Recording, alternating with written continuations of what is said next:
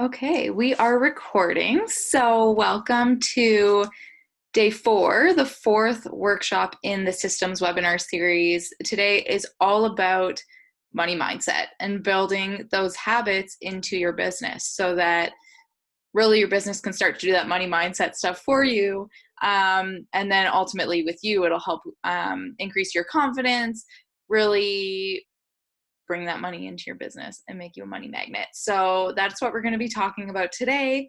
For those tuning into the replay, if you don't know me, my name is Sarah Williams. I am the founder of Rebel Office and your guide to all things systems today, specifically stepping more into the boss role. So instead of necessarily letting systems do the work for you, this is how you can use systems as a support for you to make smarter business decisions and really take control over the money going in and out of your business. So today we are going to talk about processing payments. Sorry, I'm going through my agenda. I have it written down this time because I'm on my little computer, like my laptop.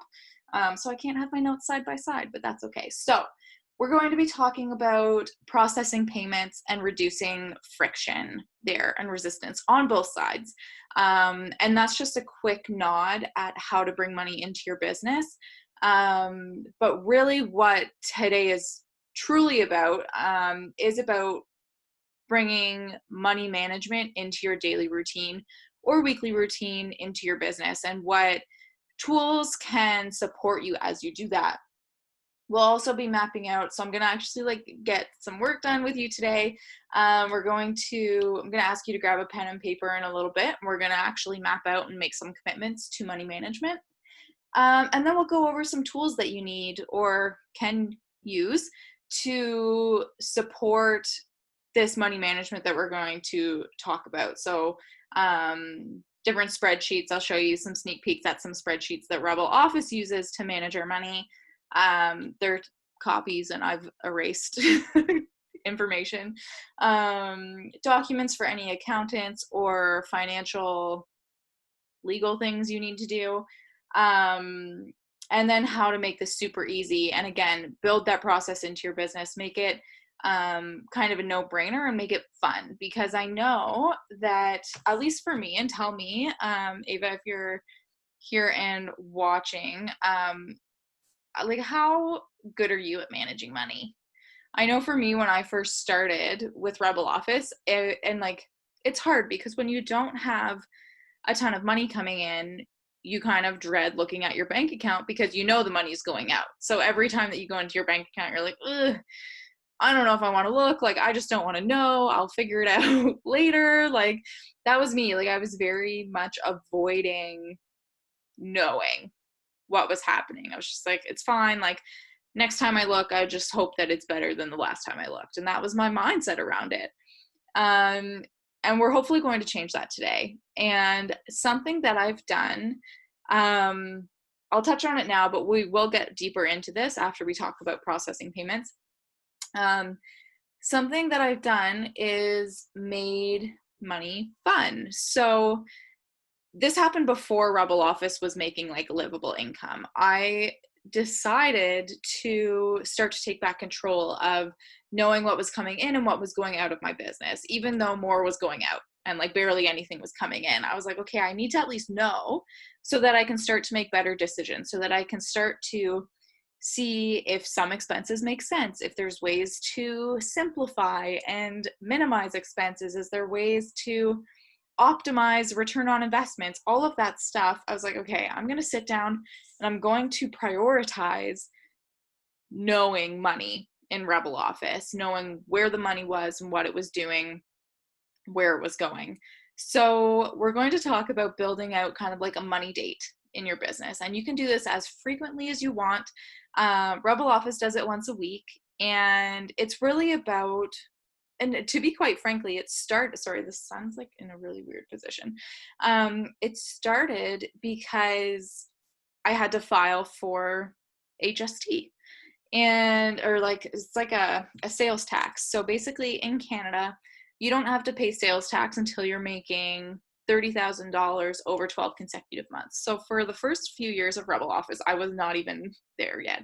And I had started to dabble with money mindset and started to work on the internal, like the limiting belief stuff. But then when it came to actually looking at money, I was still very resistant. So what happened was that when I had to legally register to give the government sales tax and start to collect sales tax for the government, basically how it works, I had to be on top of expenses. So every time that I would go and file, it was such a pain in the ass, let me tell you, to go through old emails, go through paper receipts that I had kept, go through everything and update my spreadsheet when I was like kind of putting some some expenses in, recording it sometimes, kind of not, forgetting other times. And I was like, it was just a mess. So every time that I had to go and file, which happens, I signed up for the quarterly filing. In Canada, you can do annual, quarterly, and monthly, I believe. So I do it quarterly. But I realized how less stress, I don't know how to say this, how much stress you can eliminate, that's the way, if you stay on top of it. Shocker, I know. But that's where my head was at, that I really genuinely just didn't want to know where the money was. So what we're going to talk about today is really how you can kind of make it fun and make it a part. And if you know me, Ava, you're here, you know me, I love making business fun. And I think it's really important. I don't think business has to be this hard struggle, but I will tell you that when you start to prioritize money management and when you start to really be conscious of where dollars are going, because if you do any money mindset work at all, a lot of people talk about how money is energy. I totally believe that. And I think that when you start to acknowledge it and say, I don't care that I don't have how much I want right now, I'm grateful for what I do have. And then you can start to be more respectful of the way that you spend your money, because you know that it's there. You kind of appreciate every dollar, really. So that's what we're going to go over today. But first, I want to talk about processing payments. On the first workshop, I believe, client experience, yes, we talked about different CRM tools. So there are a few ways that you can process payments, and the ultimate goal on both sides of processing payments is to reduce the friction. What's the other word for that? The resistance on either side to get money into your business. So for your client, you want to make it as seamless as possible and as easy for them to part with their money. But then on your side as well, you want to make sure that it's easy to get that. You want to make sure that it's coming in and that it's going where it needs to go and that it's being recorded the way that it needs to be recorded. So if you use a CRM, whether it's Dubsado, Honeybook, then both allow you to, or all of them allow you to process invoicing. So I highly recommend you use that feature. Whatever feature you do use, or whatever processing payment tool you use, I recommend simplifying it as much as possible. I recommend not using too many. So deciding on how you're going to process payments and commit to one. Ideally, sometimes that's not possible. Sometimes you need to use multiple ways of bringing in money into your business. Luckily with Honeybook, it's attached to our Stripe, which we also use to process payments for the membership. That said, we have some clients, our municipal contracts, for example, that Rebel Office does. They direct transfer, so we create a custom invoice for them. And it's kind of a pain in the ass, but it's also a way bigger contract. So it's kind of balances out. But ultimately, and that's a really rare circumstance, ultimately, if you have digital products or physical products, or if you do coaching or whatever, if you can figure out a way to process those payments either through your website, e-commerce platform. Ava, we were talking about Squarespace. So if you use Squarespace and you want to process payments that way, or if it's for a bigger contract, I know you use Dubsado, then those are like the two that you commit to. Does that make sense? So like if you have a course, then it processes through your website, or a digital product like a template, or if you have your programs, that I know you have a big one, then it makes sense to go through Dubsado and automate that process that way, then that's fine. But I just want you to think about, okay, maybe is there a way to simplify if you're collecting through PayPal, but then you also have a Stripe account where some things are coming in, but then you also do it this way and that way, and you e-transfer and all of the, or accept e-transfers and all of this stuff, running it through a system that will let you do that. I know a lot of people have spoken about programs like Samcart, for example. My business coach uses Samcart and she like swears by it. And that works for her. I prefer to process payments through HoneyBooks. So that's where I know, even if I don't, like, for example, that municipal client that I have to create like custom invoices for, then I still create it in HoneyBook and then just send them the PDF, because then it's all in there and it all gets tracked through HoneyBook. But those are just examples. And I just wanted to touch on that really quickly before we dove into money management, because it's really easy to kind of start to accept payments from a whole bunch of different places. And if you can sit down and say, okay, how is money coming in? How do I, like, what are your products and services? But then how do you process payments for that? If you can figure out a way to simplify that in any way, then that's ideal. Because not only does it from a system standpoint, and I think I've touched on this throughout this whole webinar series, is if you can use a system to its fullest potential, then you don't need 3 other support systems to do what that one system can do. Does that make sense?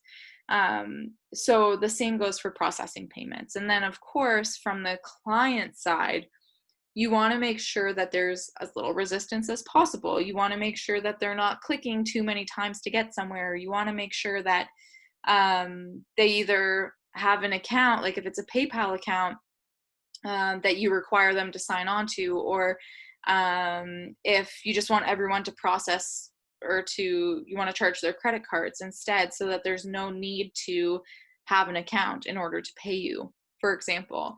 Just start to think about what that experience is on the client's. Sorry, the sun is in like such a weird place. If you can just start to think about that experience from the client side and how you can ease that. So that also means addressing any objections. So if you have a guarantee, that means in terms of steps, like say you're onboarding for a big group program, then can they pay at the same time as signing a contract? Or do they have to sign the contract and then 2 days later you send an email to say, okay, thanks for signing, like now I need your money? Just try to think about how you can streamline that and make it super easy, because as soon as someone commits, you want them to kind of part with their money as soon as possible, so that they don't, this sounds so manipulative, but it's true, that you want to make sure that they kind of commit financially as well before they have time to change their mind or talk themselves out of it. I know myself, and you may have experienced this as well, but when you have the time to think about it, you're kind of lower level version of yourself steps in and being like, oh, well, like, do you need that? Maybe you don't. And you start to play devil's advocate with yourself to the point where you'll talk yourself out of maybe making an investment or investing in yourself and your education, and all of that stuff. So thinking about, okay, how can I get that commitment as soon as possible, is really what I want you to start thinking about. Hey, Bren, I don't know if you're fully connected yet. Nice to see you on here. I don't know if you tried to tune in yesterday, but there were some technical issues. So it's a bit of a smaller group today, but that's okay. So right now it's just talking about processing payments. So how do we kind of make that easy? A CRM is a great way to do that. If you have any questions at all about processing payments, let me know. Otherwise, I can move on to planning money dates and making money management fun. But yeah, let me know. Ava, do you have any questions about actually processing payments? Do you use Dubsado for your payment processing?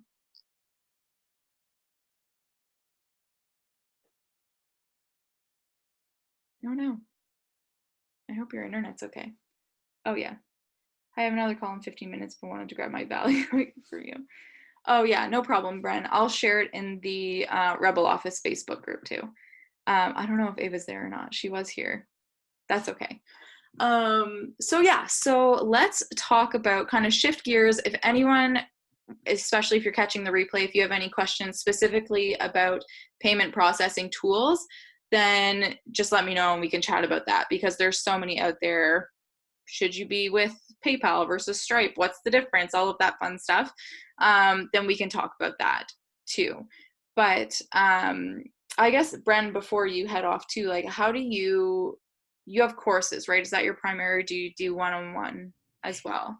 Yeah, so right now we're primarily doing a larger group coaching program, and we're just working on the back end of the Evergreen course right now, which is a 3-day Evergreen. Yeah, and right now it's all very manual and ridiculous with my payment processing for the group coaching program. So I'm coming to learn from you kind of best practices around for when we can automate the Evergreen payment stuff, kind of what you're automate it. Yes, I want to hear your genius about that. So are you manually sending invoices to everyone now? For the group coaching, yeah. And then once we get the Evergreen up, we're playing around with like the whole Sam Cart Stripe idea. Yeah, I would recommend that. I find having anything, I mean, for the longest time with Rebel Office, especially when I was doing graphic design stuff, like I would manually create invoices over and over again and send them out to people. So finding a way, and like, there's so many different ways. So it depends on how hands-on you want to be with it. But for example, let's take your group program for start. So say whether you use Samcart as a checkout option, or if you say you have a VA or someone come on to say, okay, this person signed up, now we need to set up recurring invoices in PayPal. Then at least you, from the business standpoint, you don't have to keep thinking or like set reminders for yourself that, okay, I need to bill that client for this month for this group program. Then at least PayPal does that work for you. That said, and I'm not sure if you were on the call at this point, but we were talking about kind of reducing resistance from the client side as well. With PayPal and recurring invoices, they still have to manually go in and pay you. So if you use a CRM like Dubsado or Honeybook, then it just charges the payment card that they have on file, for example, so that they don't have to worry about not paying you.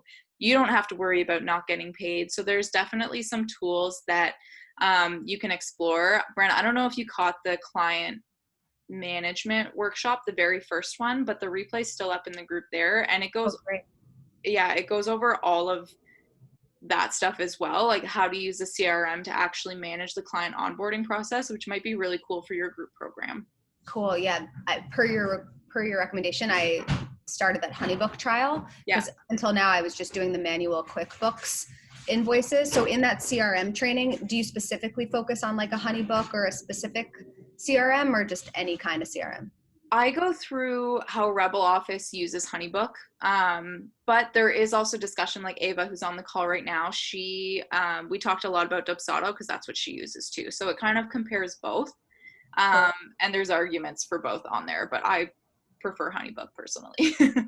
Yeah, you said that. Okay, great. So I want to get that Honeybook linked up for the group. And then when you use Honeybook for the group, because it is kind of an interview-based program, would you say you still need some sort of Samcart checkout page, or just use the Honeybook link? I just use Honeybook. I put it all in a proposal. So basically when, like, for example, we're setting up a group program for the new year too. And the way that I've set it up is there's a proposal. So once someone goes through the application process and we do our discovery call, we're like, okay, great, I'll send you the proposal. Then in the proposal, it breaks down the payment schedule. It has the contract attached, and then it has the invoice attached as well.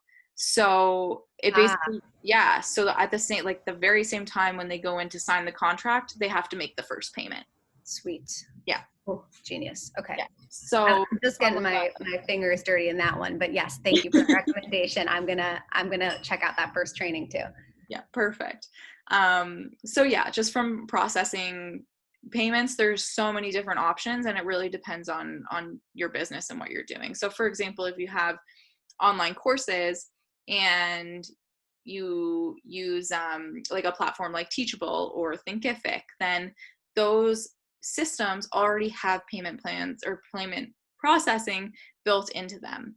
So you don't necessarily need to worry about that. You just want to make sure that you pick a platform that makes it really easy to extract that money as well. So we talked about lowering resistance from the client side, but you also want to make sure that it's lowered on your side as well. Okay, that's payment processing. If anyone else has any questions, if you're tuning into the replay and you have questions, just comment on the video below, or comment below the video, and we can chat about that. But I do want to talk about this whole idea of like having a money date in your business, and how can you build in the habits of managing money into the day-to-day of your business. So as I mentioned at the beginning, I am or was trash at managing money, and I really avoided it. So how can we start to shift that in your own mindset, but then how can we also shift it in the way that you run your business, so that you can start to make smarter business decisions? Because if you don't know where money's going, and how it's being spent and what the return is, then it's really hard to know if you need to continue to make that investment, if you need to find a better way, and all of that fun stuff. So when you are planning a money date, so I guess first, what is a money date in your business? And that's just what I call it.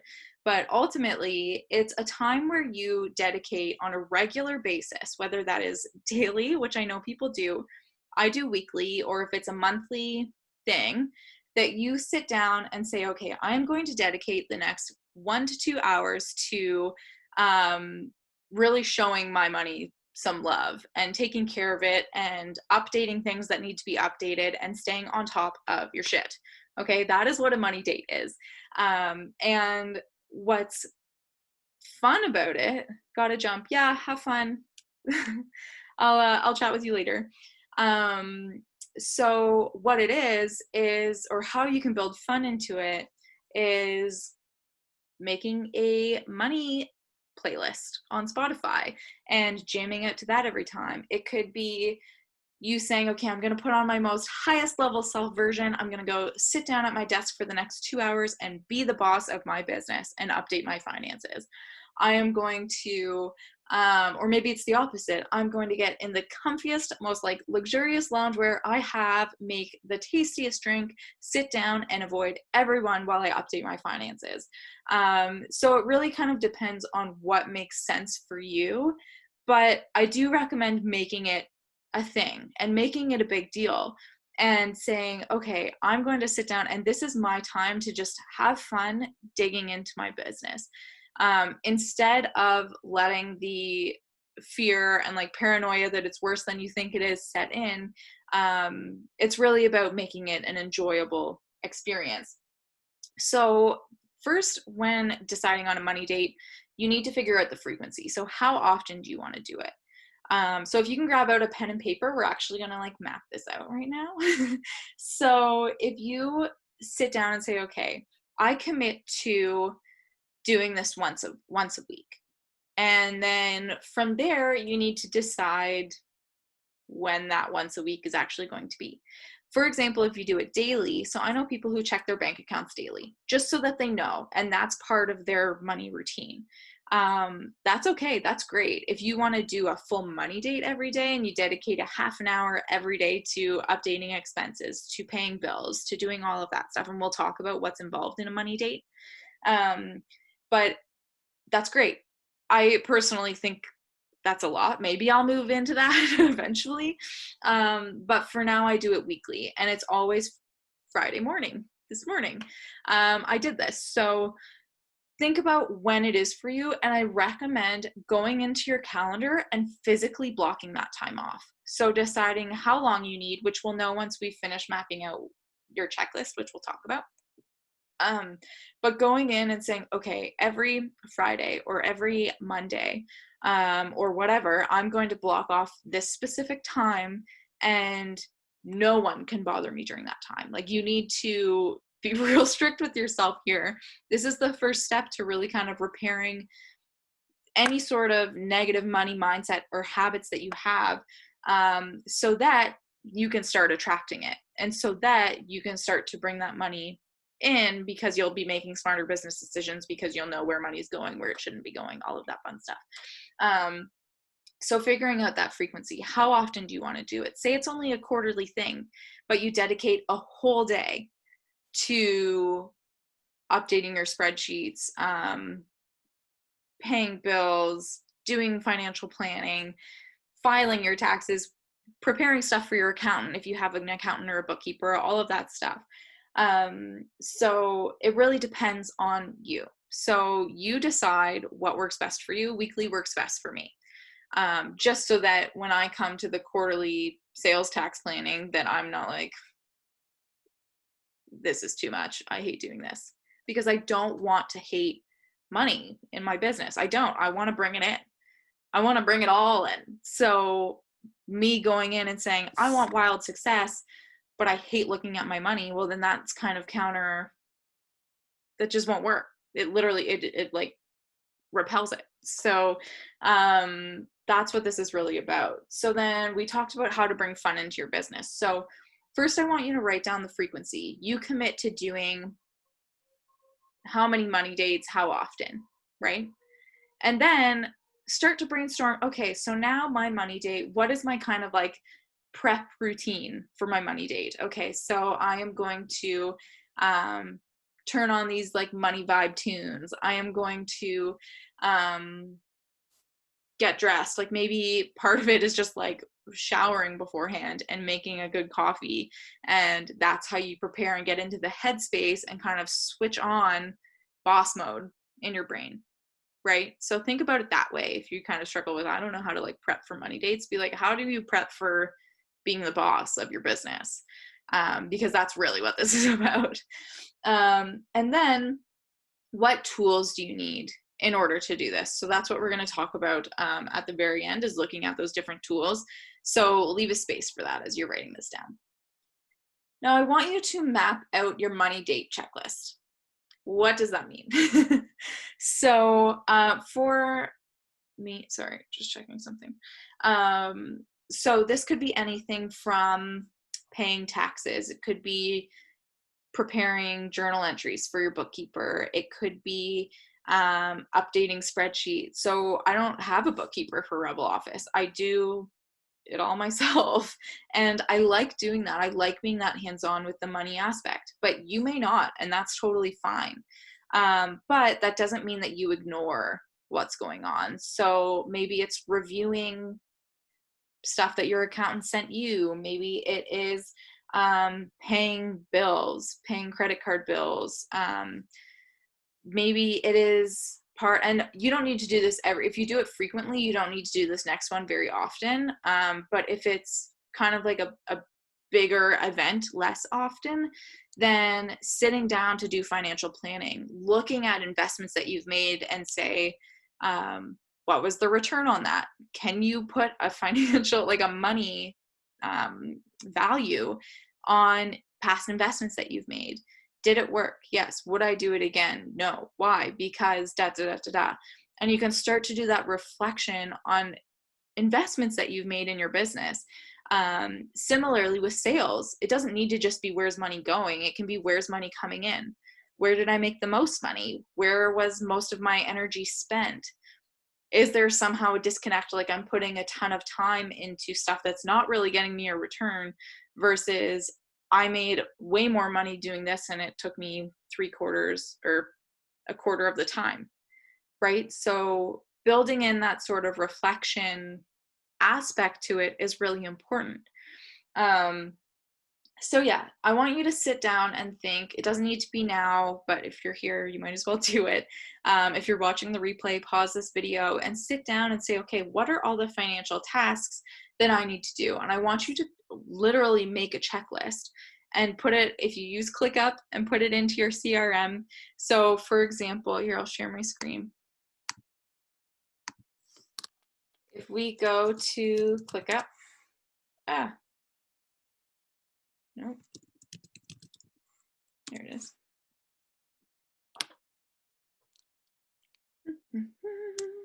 And we go to the team to-do list, or the say you have a separate admin to-do list or like boss to-do list, then we go to our templates here, to our team to do, and say regularly, let's go over to a board so we can see the topic. So say under the admin category that you have, then it's your money date.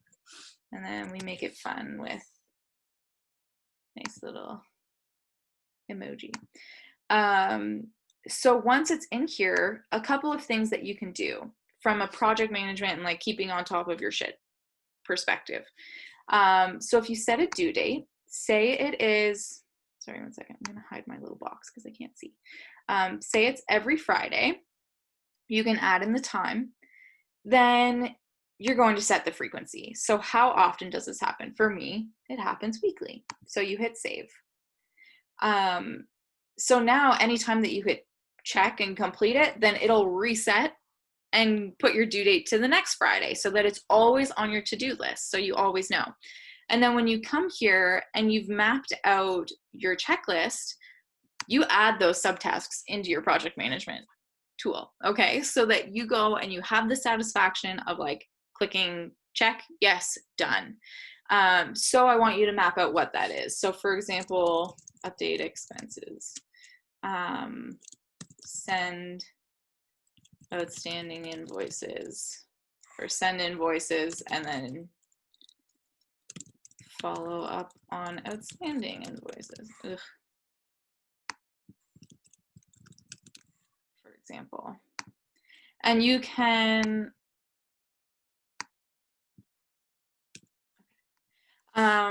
so I want you to sit down and map out what that checklist actually looks like for you, because then now it's in one place, especially if you use a project management tool like ClickUp.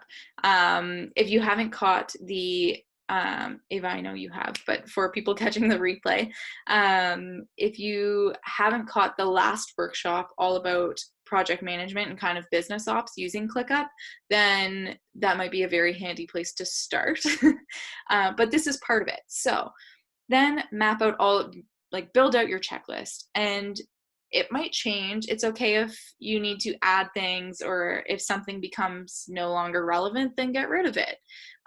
This is fluid, and as you do it once, as you do it twice, the more and more times that you have your money date, you're going to fine tune it, and it's going to become more fun, and you're going to know the routine that you get into, and it's truly going to start to transform the way that you see your business and the stuff that's happening inside of it. Because then all of a sudden you say, oh, well, I keep paying for, like every month, like the past 3 months, I've paid $20 for this tool, and I swear I've only used it once in the last 3 months.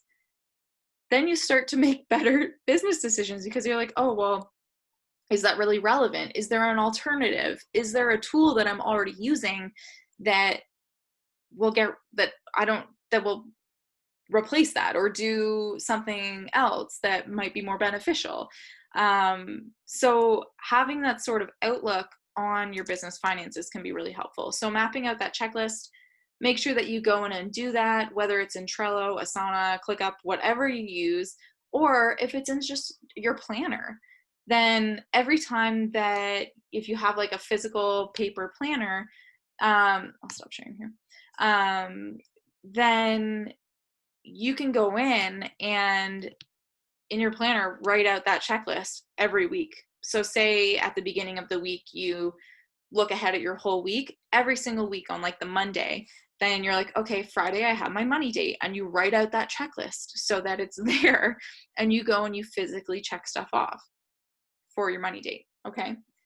So now I want to show you, just as we kind of move quickly along here, I want to show you some different tools or spreadsheets that you can use. Okay, so let me share my screen again. to here. Let's show this one. Sorry, it came back to Zoom here. There we go. Can you guys see? Oh, I'm not sharing my screen anymore. 1 second. Can you see that? Hopefully. Okay. So this again is a spreadsheet that I use. I've taken out our information. I basically recreated a new spreadsheet, and just to show you how I've laid it out. So the way that I do it is I have the client's name. If there's a specific like product or service code that you use to kind of internally identify sales that come in from different departments or sections or whatever. So for example, I have one called COL for the collective membership. So any membership that comes in, I just tag with that. You put the invoice number, if you have one, which you should, the date of the invoice or the date that you've put that invoice out, the amount due. So what's the value of the thing you're selling? If you have sales tax, again, HST in Ontario is harmonized sales tax. If you're in different parts of Canada, HST might actually be GST, or maybe it's both, or if you're in the States, then it could be totally different.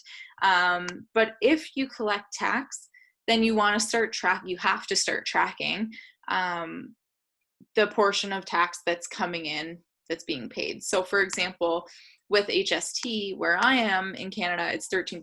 So say there was a product for $500, or say someone booked 3 strategy sessions for $750. Let's do a real example.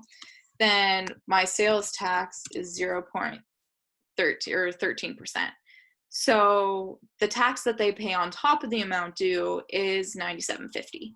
So then the total invoice that I bill them is $847.50. And then from there, that stays like that until I get the payment, in which case when the payment comes in, I record the payment, make sure that it's the same. Obviously, you want to make sure that these two match. And then the date paid, so the time or the date that your invoice was paid, any processing fees. So if you use HoneyBook, for example, it takes a percentage to process the fee. Same with PayPal, same with every processing platform out there normally. Sometimes there aren't any fees. Like for example, if someone e-transfers you or pays you in cash, whatever, there may not be fees. And then at the end, I like to track the profit. So for me, the profit is the amount due minus any fees, because I don't like to, so say the fee was $5, then the profit that I make is $7.45, because this sales tax isn't my money, that's the government's money. Right? So I don't count that as my profit. So that's kind of how I calculate that. So anytime it comes in, or on the Friday, which is normally what happens, because money comes in randomly and I'm normally doing something else. So every Friday, I'll just go in and update to make sure that all of my sales are listed here for the week. And it just keeps building out, and your spreadsheet keeps growing with all the great tons of sales that come in. And that's the sales side. From an expenses side, I left these in here to show you what my actual expenses are, but this is how I've kind of blocked it out. So I have all the admin fees, and every month or every week, you just come in and keep adding to whatever was there from the week before, or the weeks before. But say, for example, on month one, oh my goodness, you have like $120 fee for your credit card or something for the year. So the rest of these months, that'll be empty, but for month one, that was the fee. And say month 3, you pay insurance of $1,500 or something, business insurance. These are business expenses, right? Not personal expenses. And so on and so forth. And you can go in and keep the spreadsheet updated as you obviously go by week or month by month. Utilities, internet and phone, products and services. So this is like stuff that goes into being able to deliver to your clients and customers. And then website, I use this for like Rebel Office websites. So tracking expenses to kind of keep the website and brand going. This is more brand. So any sort of website expenses, any templates or design that I outsource, any photography, like brand photos, like shoots and stuff like that. Software. This is really where most of my money goes in Rebel Office, other than consultants. But in terms of frequency of payments, it's like, what tools are you paying for? And you can track those as those payments come in or go out, I guess. Any consultants or trainings, any sort of courses that I buy, or consultants or group programs or masterminds and stuff like that. Team, so any of their bills that I just update, and then ads, Facebook and Instagram and Pinterest ads, as well as I track how much I pay myself. This is different. When I was a sole proprietor, this was more for my own knowledge, because as a sole proprietor, your money is the business's money and it's the same. But now with Rebel Office being incorporated, I legally have to track how much I pay myself, right? So that section is there too. And this is going to look different for anyone. Like, every business is different. Find a system that works for you, and I'll show you another example. But this is right now how Rebel Office keeps on top of what's going in and what's coming out. So yeah, and this is actually, I sit here and I look at this section regularly and sit down and say, okay, is there anything here that I don't need? Whether or not I have the money to pay for it is beyond, like, that's irrelevant. Is it doing something for my business? Is there a tool that I could be, like, for example, I had Acuity scheduling on here for a long time, but I also have HoneyBook. And I stopped using Acuity. So I got rid of it because I was like, HoneyBook can do that for me. I use scheduling in HoneyBook now only. So it really does kind of let you look at stuff to say, okay, does that make sense? Looking at trainings that you've done. Okay, I invested $500 in an online course. Am I implementing that? Was that worth the purchase? Or maybe I need to either, one, address commitment issues with online courses if you're not putting in the work, or like, it really just kind of lets you look at where money's going and if it should be going there anymore. I wouldn't beat yourself up over past purchases, because that's not productive and helpful, but use it as information. You keep gathering information, you keep learning how to run your business as you go on. So really kind of let that guide you. Now, another example I want to show you, this is a tool that's available in the Founders Collective, in the Rebel Office resource library. So Ava, I know you're a member, but if you are watching the replay and you are not a member, this tool is actually available for you inside the membership if you decide to join. Side note, and I will talk about this at the end, but the Founders Collective closes in 4 days. So now's your time to get in on cool spreadsheets like this. And this is only one example, but anyways, so this cash tracker, the first tab in this spreadsheet, is basically the two tabs that we just looked at the old spreadsheet put together. So this here is any profit, any sort of money that's coming in based on the product and service type. And then this is any expenses that go into, like, actually being able to deliver that. So if you had to pay someone to schedule tweets for a client, for example, or whatever. And then you just track your gross profit. And then from here is all of your fixed and variable expenses. So basically that second half of the spreadsheet that I showed you, where you would have all of your expenses listed, being able to track that, like software, that's like just a giant category for it. So I like it a little more specific, but you can obviously build this and adjust this to be whatever you want and need it to be. But some other fun things, and I do recommend building this into your money date, the next two kind of fun spreadsheets that I'm about to show you, just because it lets you dream a little bit. It lets you kind of improve your money mindset along the way, not just from a practical, like, am I making smart business decisions with my money? But this lets you track your profit plans. So you can see in January, this is the cost of a group program. This is how many units I'd like to sell. This is the total income that I have planned for and like it can track real time as well if that's the way that you want to do it. I normally use this as like a projecting tool so that you can see what your total annual income could be, or over a certain period of time, quarterly income even. If you sit down and map out to say, okay, I'm going to be running this program, it's going to go for this much, and I'm going to sell this many units.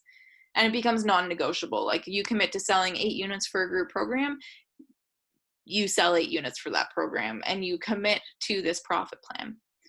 And then this last tab in the Freedom Finance Tracker that's available inside the resource library, I love this because it lets you figure out how much money you actually, it's basically a budgeting tool, but like with a touch of dreaming in it, for example, or aspirational goals. So you have your business expenses, you have your recurring stuff that you're budgeting for that you know goes out every month to keep running your business. Then for you, it's like, okay, well, what's my personal stuff? Like what else, like what do I need in order to live? Because I need to make sure that my business, on top of being able to support itself, it also needs to support me.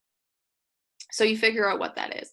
And then any sort of passive investments, like what's your credit card bill at? Do you have loans that you have to pay back? All of that stuff you want listed there, so that you make sure that you're obviously paying that stuff back. That's important. And then from here is where you say, okay, but I also want to make sure that I'm like my business is supporting my dreams and my goals and my desires and my best life. So what does that look like? So say it's gym classes, or say it's a music class, or say it is a dream car, like say you want a Range Rover, and you're like, okay, it costs this much, and you would put that in. And then you want to make sure that you're budgeting for that, whether it's saving, whether it's going towards that goal, and map out what that is. And then at the end, it'll tell you how much you need to be bringing into your business every month in order to support the business, support yourself, support your goals, and support any investments that you've made and need to return money to. So that's a really helpful and fun tool, and it never hurts to do this regularly. I don't do this every money date, but I do it quarterly, just to sit down and say, yeah, okay, this is where money's going, but this is where I also need it to go. So that's a really fun tool, and it's available in the Rebel Office resource library. Okay. So those are some spreadsheets that are really helpful. Oh, right. To wrap this up, I want to talk about making this super easy. So again, we get into this routine, and you've dedicated, you're like, okay, I know that when I've blocked off time in my calendar, I know that when that time comes, I need to be working on this, this, and this. You have your checklist. But it's really easy to break habits when it's not super easy. That sounds weird. It's like, how can I say this? You want to make it as easy as possible for you, right? So making sure that the spreadsheets that you use to track your finances, for example, are in a super accessible place. If you don't use Google Sheets, but you use like, what's the Excel?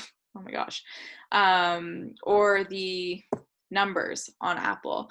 If you use spreadsheets like that, keep them in like a money date folder on your desktop, so it's super easy to just click and go in. Or if you use your project management tools like, oh my gosh, ClickUp, my brain's starting to go. Then you can attach that Google Sheet or that file into the money date task that we just went through creating, so that it's super easy and accessible, and you're like, okay, every money date I open that up and I have everything in there that I need to do this and to stay on top of my money and to do everything I need in that money date folder, in terms of making it fun or bringing in whatever you need to bring in to really improve your money mindset and start to become that money magnet. I've suggested to clients that they add in like money mindset recordings. So every money date that they do every week, they sit down and they do a money magnet mantra kind of meditation, and it's attached to the task in ClickUp. So all they do is they just click it, they open it up, they click it, and they listen to it before they jump into their to-do list. So start to think about what works for you, what makes sense for you. It's going to be different for everyone because everyone has different relationships with money. Everyone has different money commitments in their business and in their life, so, and different approaches and different systems and tools that money comes in. So really start to think about what makes sense for me. And it's okay to explore and try different things and say, okay, well, I like the sound of that, I'm going to try that. And then when you do it, you say, okay, well, that part was really cool, but that didn't really work for me. Okay, then change it next time. And you'll start to build this like beautiful experience where you sit down and really manage your business, step into being the boss of your business, manage the money that's coming in and going out. And you can really start, you'll see the shift instantly, I promise you, as soon as you start to pay really close attention to expenses and to the sales coming in. I don't want you to sit down and like focus only on expenses and how can I reduce expenses as much as possible. Expenses aren't bad. They're investments into your business, into growing your business. So I don't necessarily want you to focus on it from like a lack or like scarcity mindset. I just want you to be aware of where that money's going, because I promise you, as soon as you are, you're going to start making decisions differently in your business. Okay, so that's it. That was a lot, but that's okay. If you have any questions at all about mapping out your money date, what that looks like, if you've ever done one before, I would love to know what your experience is. If you're catching the replay and want to comment on the comment below the video, if you've ever done this before, then again, truly would love to know your experience with it. It's something that has significantly changed Rebel Office. Like, I attribute where we are now to this. That's why it's so important. And I know it wasn't as systems heavy, but it's a really important habit that I recommend everyone builds into their business. So again, once you map out that checklist and figure out how long you want to commit to this money date every so often, block that time off in your calendar and make sure that it's busy. So no one can book calls during that time. You get notifications being like, oh, in 10 minutes, it's money date. Okay, I need to stop what I'm doing. I need to turn off notifications. I need to do all of this stuff and really commit to this time. Okay. All right. And again, as I mentioned, and I think all my stories, if you've been following too, if you've been tuning into or registered for this webinar series, as you know, the Founders Collective is open, but only until Tuesday. So, and it's Friday now, so there's not a lot of time, and this is the last time it's going to be open for the whole year. So I want to thank you for committing to yourself and the systems in your business by offering you $50 off your annual membership for the collective. So I will send out an email with the replay and link to all the replays so that you can tune in on those. But I will also send you a super special code to your inbox for you to be able to join like time's up, like before Tuesday. That's when the code will expire.